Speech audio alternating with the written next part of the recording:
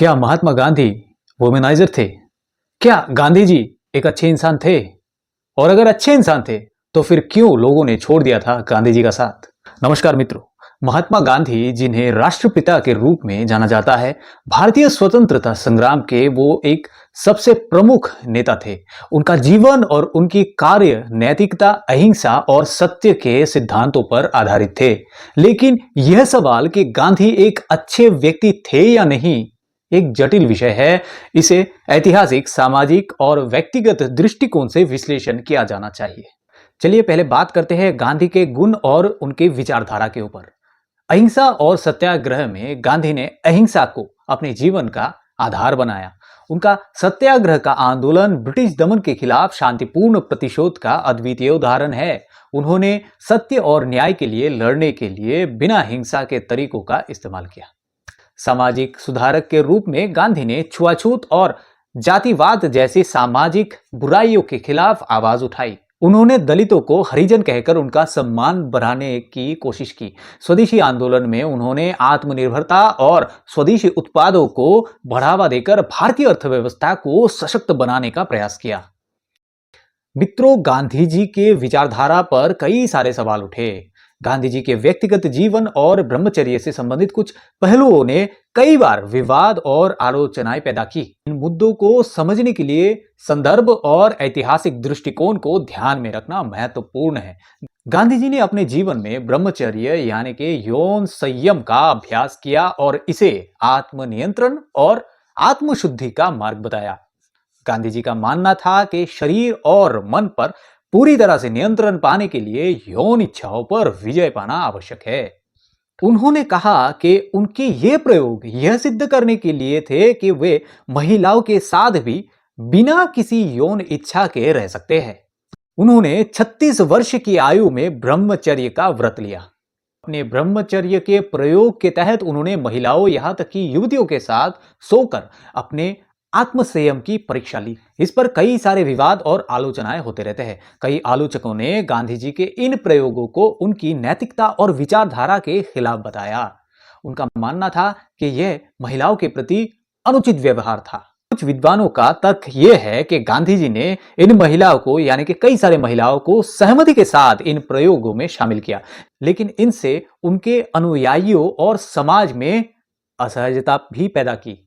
गांधी जी के साथ रहने वाली महिलाएं उनके प्रति अत्यधिक श्रद्धा होने के लिए स्वतंत्र रूप से सहमत नहीं हो सकती थी। कुछ आलोचकों का कहना है कि गांधी जी ने अपने प्रभाव और शक्ति का इस्तेमाल करके महिलाओं को इन प्रयोगों के लिए सहमत कराया था। दूसरी तरफ गांधी जी के समर्थकों का कहना है कि उनके यह प्रयोग शारीरिक और मानसिक संयम की परीक्षा के लिए थे। उनका उद्देश्य यौन इच्छाओं को त्याग कर आत्मशुद्धि प्राप्त करना था। उनके समर्थकों का कहना यह भी है कि उन्होंने कभी भी महिलाओं का शोषण नहीं किया और उनका उद्देश्य आध्यात्मिक थे, ना कि फिजिकल। तो आखिर किसके साथ गांधी जी ने यह ब्रह्मचर्य प्रयोग किए और वास्तव में क्या हुआ था? मित्रों, गांधी जी के इन प्रयोगों में उनके अनुयायी और परिवार के सदस्य शामिल थे। महात्मा गांधी की भतीजी मनु गांधी, जिनका पूरा नाम मृदुला गांधी था, उनके जीवन का एक महत्वपूर्ण हिस्सा थे। मनु गांधी उनके आश्रम में रहती थी और उनकी सेवा करती थी। महात्मा गांधी के ब्रह्मचर्य के प्रयोग में मनु गांधी का उल्लेख कई बार आता है। इन प्रयोगों को लेकर विवाद और आलोचनाएं उठी है और मनु गांधी की डायरी तथा दस्तावेजों में उनके कुछ पहलुओं का विवरण भी मिलता है। महात्मा गांधी ने अपने ब्रह्मचर्य के प्रयोग के तहत कभी कभी मनु गांधी के साथ सोकर यह साबित करने की कोशिश की कि वे अपनी यौन इच्छाओं पर पूरी तरह से नियंत्रण कर सकते हैं। इस संदर्भ में मनु गांधी ने अपनी डायरी में कुछ बातें लिखी थी। हालांकि उनकी डायरी का पूरा पाठ तो सार्वजनिक रूप से उपलब्ध नहीं है, लेकिन जो जानकारी सामने आई है उससे यह मुख्य बिंदु सामने आता है कि मनु गांधी ने लिखा है कि वे गांधी जी के प्रति पूरी तरह से समर्पित थी और उनकी हर बात को श्रद्धा के साथ मानती थी। उनके लिए यह एक सेवा और गांधी जी के निर्देशों का पालन था। मनु सिर्फ 14 साल की उम्र में ही भारत के स्वतंत्रता संग्राम की सबसे कम उम्र की कैदियों में से एक बन गई थी। वह गांधी के साथ शामिल हो गई, जिन्हें ब्रिटिश शासन को खत्म करने की मांग के बाद जेल में डाल दिया गया था और उन्होंने लगभग एक साल 1943 और 1944 के बीच जेल में ही बिताई। और तभी उन्होंने डायरी लिखना भी शुरू कर दिया था। अगले 4 वर्षों में किशोरी कैदी मनु एक सफल लेखिका भी बन गई। मनु गांधी की डायरियों के 12 खंड भारत के अभिलेखागार में अभी भी सुरक्षित है, जो गुजराती में लिखित नोटबुक में है। उसमें उन्होंने अपनी रचनाएं, गांधी जी के भाषण जिन्हें उन्होंने गांधी जी के साथ रहते हुए उनके बोलते समय लिखा था, और पत्र, साथ ही उनकी अंग्रेजी कार्य पुस्तिका भी शामिल है।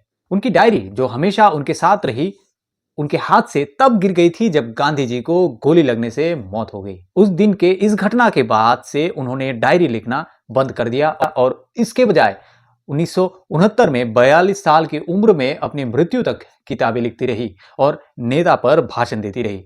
वह गांधी के सबसे विवादास्पद और अकल्पनीय प्रयोग के बारे में खुलकर बात करती है। जब उन्होंने दिसंबर 1946 में मनु को अपने बिस्तर पर सोने के लिए आमंत्रित किया था ताकि वे अपनी यौन इच्छाओं पर विजय पाने के लिए परीक्षण कर सके या आगे भी परीक्षण कर सके। गुजराती में लिखी हुई और 2000 पन्नों में फैली इन डायरियों की शुरुआत 11 अप्रैल 1943 को होती है। गुजराती विद्वान रिजवान कादरी ने इन डायरियों का विस्तार से अध्ययन किया, जिसे पता चलता है कि अपनी सेक्सुअलिटी के साथ गांधी के प्रयोगों का मनुबेन के मन पर क्या असर पड़ा। इनसे गांधी के संपर्क में रहने वाले लोगों के मन में पनपती ईर्ष्याओं और क्रोध का भी भावना भी उजागर होती है।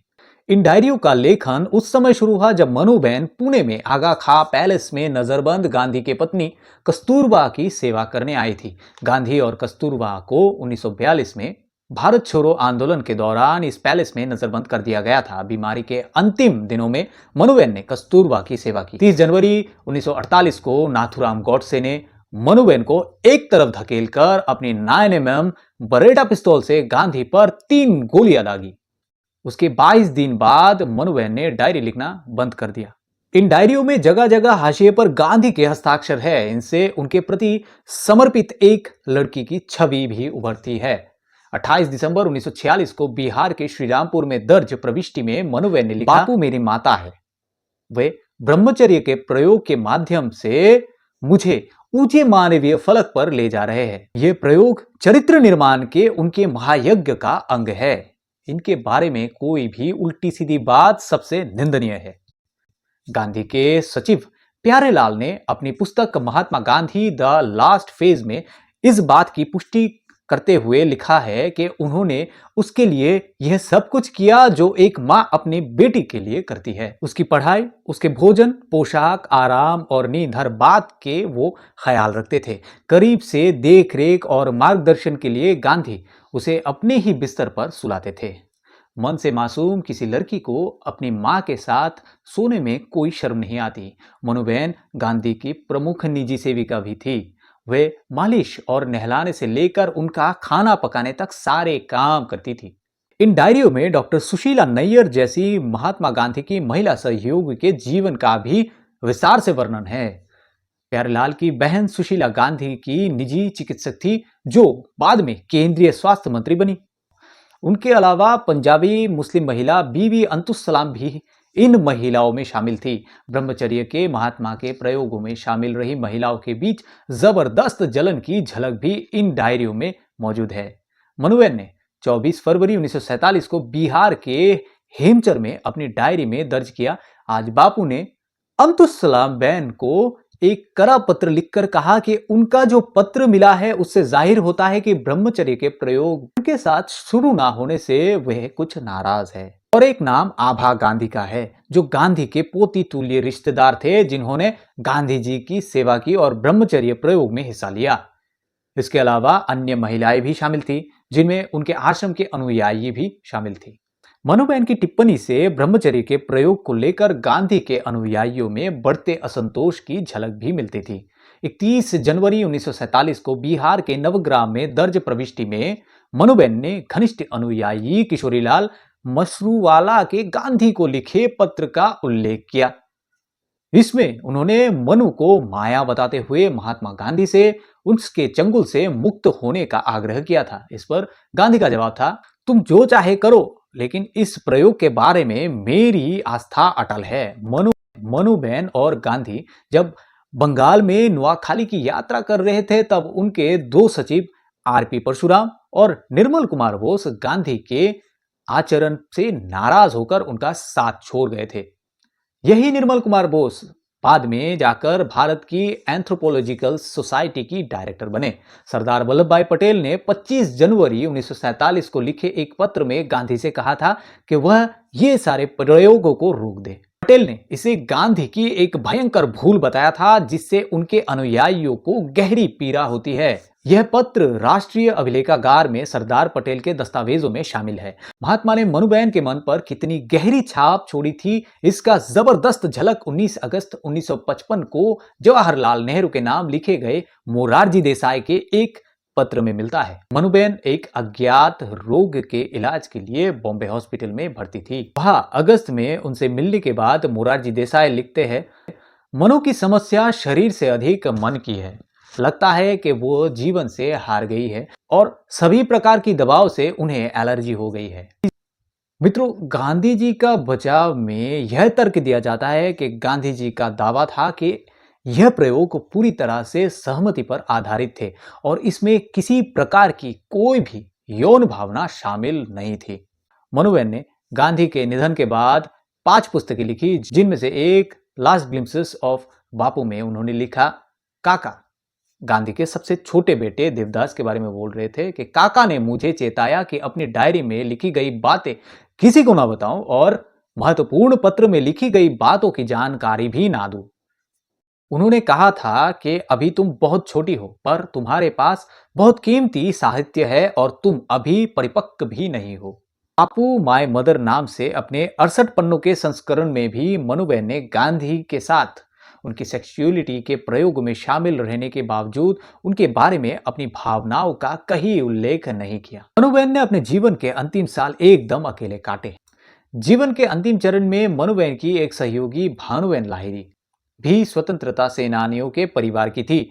समाज की 22 महिला सदस्यों में से एक लाहिरी को याद है कि गांधी ने मनु के जीवन पर कितना गहरा असर डाला था। उनका कहना है कि एक बार जब मनुबेन ने अपने एक गरीब अनुयायी के विवाह के लिए उनसे चुनरी ली, तो वो बोल पड़ी कि मैं तो खुद को मीराबाई मानती हूं, जो सिर्फ अपने यमलू यानी कृष्णा के लिए जीती रही। मनोविश्लेषक और स्कॉलर सुधीर कक्कर इन डायरियों के बारे में कहते हैं, इन प्रयोगों के दौरान महात्मा गांधी अपने भावनाओं पर इतने अधिक केंद्रित हो गए थे कि मुझे लगता है कि उन्होंने इन प्रयोगों में शामिल महिलाओं पर उनके प्रभाव को अनदेखा करने का फैसला कर लिया था। मनु गांधी की डायरी और गांधी जी के ब्रह्मचर्य के प्रयोगों को लेकर आज भी विवाद और बहस जारी है। उनके लिखे हुए शब्द गांधी जी के साथ उनके रिश्ते और उनके प्रयोगों को समझने का एक पहलू प्रस्तुत करते हैं। यह विवाद इस बात की ओर भी इशारा करता है कि उनके व्यक्तिगत जीवन के कुछ पहलू सार्वजनिक और नैतिक दृष्टि से हमेशा प्रश्नों के घेरे में रहेंगे। दिसंबर 1935 में अमेरिकी जन्म नियंत्रण कार्यकर्ता और यौन शिक्षिका मार्गरेट सेंगर ने भारतीय स्वतंत्रता नायक महात्मा गांधी से मुलाकात की और उनके साथ दिलचस्प बातचीत की। उन्होंने सेंगर से कहा कि वे सभी तरह के सेक्स को वासना मानते हैं। उन्होंने अपनी शादी के बारे में बताया और कहा कि अपनी पत्नी कस्तूरबा के साथ उनका रिश्ता आध्यात्मिक हो गया है, जब उन्होंने शारीरिक सुख के जीवन को अलविदा कर दिया। वरिष्ठ लेखक और पत्रकार दयाशंकर शुक्ल सागर की किताब नंगा फकीर में दावा किया गया है कि महात्मा एक तरह का ऐसा उत्कृष्ट नैतिक जीवन जी रहे थे जो आम आदमी की कल्पना के बाहर की चीज थी। किताब में एक स्थान पर इस बात का जिक्र किया गया है कि वह सेवाग्राम आश्रम में अपनी निजी सचिव प्यारेलाल की डॉक्टर बहन सुशीला नायर, जो कि उनकी निजी चिकित्सक भी थी, उनके साथ निर्वस्त्र स्नान को लेकर आश्रम में कानाफूसियों का दौर शुरू हो गया। आश्रमवासियों का आरोप था कि महात्मा मर्यादाएं तोड़ रहे हैं। उनका ऐतराज इस बात पर था कि सुशीला उन्हें स्नान कराते वक्त खुद भी स्नान करती है और गांधी उनकी साड़ी ओढ़ लेते हैं। महात्मा गांधी को इस मामले में सफाई देनी भी पड़ी थी, जो कि रिकॉर्ड में भी दर्ज है। किताब में आश्रमवासी मुन्ना लाल शाह के हवाले से सवाल उठाया गया है कि महात्मा गांधी स्त्री सेवा न लेने के अपने पूर्व के निर्णय से कैसे बदल गए? उनके इस प्रण का क्या हुआ जिसमें वो स्त्री स्पर्श का त्याग की बात करते थे? महात्मा ने इस पर शाह को जवाब दिया, अपने किए हुए निर्णयों के विषय में मैं शिथिल नहीं हूं। मेरी ख्याति तो इससे विपरीत है, किंतु जहां मुझे स्वयं शंका हो वहां भूतकाल में किए गए निर्णय आत्मक नहीं माने जा सकते। यहाँ मैंने जो कुछ किया वह तो प्रयोग था और प्रयोगों में परिवर्तन की गुंजाइश तो होती ही है। तो क्या गांधी जी को वुमेनाइजर कहा जा सकता है? वुमेनाइजर शब्द का अर्थ है कि एक ऐसा व्यक्ति जो महिलाओं के साथ को केवल यौन सुख के लिए व्यवहार करता है या उनका शोषण करता है। गांधी जी के जीवन में ऐसा कोई प्रमाण नहीं है जो यह साबित करता है कि उन्होंने महिलाओं का शोषण किया या उनके प्रति अपमानजनक व्यवहार किया। महात्मा गांधी को वुमेनाइजर कहना उनके जीवन और उनके उद्देश्यों की गहरी गलत व्याख्या होगी। हालांकि उनके व्यक्तिगत जीवन के कुछ पहलू विवादित हो सकते हैं, लेकिन मित्रों ये एक्सेप्ट करना ही होगा कि गांधी जी के इन प्रयोग महिलाओं के प्रति अनुचित व्यवहार था। इस बारे में आपका ओपिनियन हमें कमेंट करके जरूर बताएं। तो आज के लिए यहीं पर विदा लेते हैं मित्रों। आप खुश रहिए, हमारा देश भी खुश रहेगा। जय हिंद।